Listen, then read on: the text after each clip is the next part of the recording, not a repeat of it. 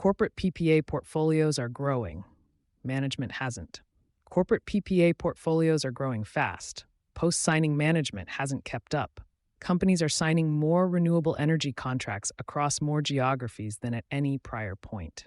The tools and processes for managing those contracts after signing have not kept pace, and the financial consequences are showing up in portfolios that are already live. The corporate renewable energy procurement market has built sustained momentum.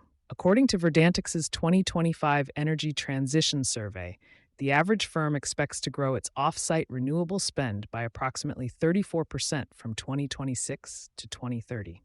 Global corporate PPA volumes grew for 8 consecutive years until 2025, when they recorded their first decline in nearly a decade. Despite this 10% dip to 55.9 gigawatts, the cumulative PPA capacity signed by corporations since 2008 now exceeds the total power generation fleets of countries like the UK, France, and South Korea.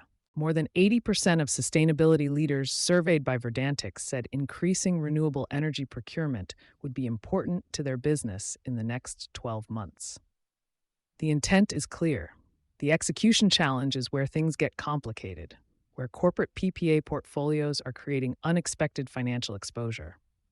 The problem isn't getting deals signed. Deal origination, sourcing, negotiation, and contracting are well supported by the existing market. The phases that follow, pre-commercial operation monitoring, contract performance tracking, energy attribute certificate management, and ongoing financial forecasting, are not. Verdantix Research Director Ryan Skinner laid out the dynamics in a recent E+E Leader webinar with Verse, drawing on the firm's 2026 Corporate Energy Leader Survey of 350 enterprise energy decision-makers. 40% of those leaders said they were highly likely to redevelop their approach to renewable energy procurement in the next 2 years. An additional 40% said somewhat likely. That isn't dissatisfaction with deal terms. It's a recognition that portfolios have grown in scale, geography, and complexity faster than the management infrastructure behind them.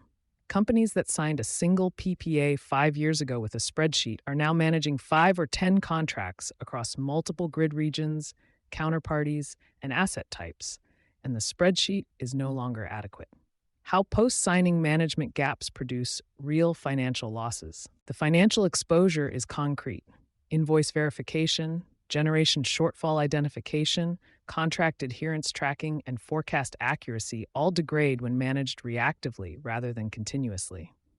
When variances aren't attributed to specific causes, resource, curtailment, equipment failure, or market mechanics, they accumulate silently until settlement, by which point options for recovery are limited. The webinar covered real-world examples of what this looks like in practice, including case study data from portfolios already in operation.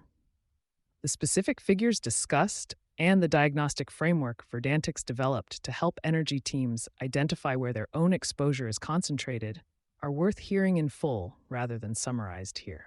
The management challenge is set to become more demanding.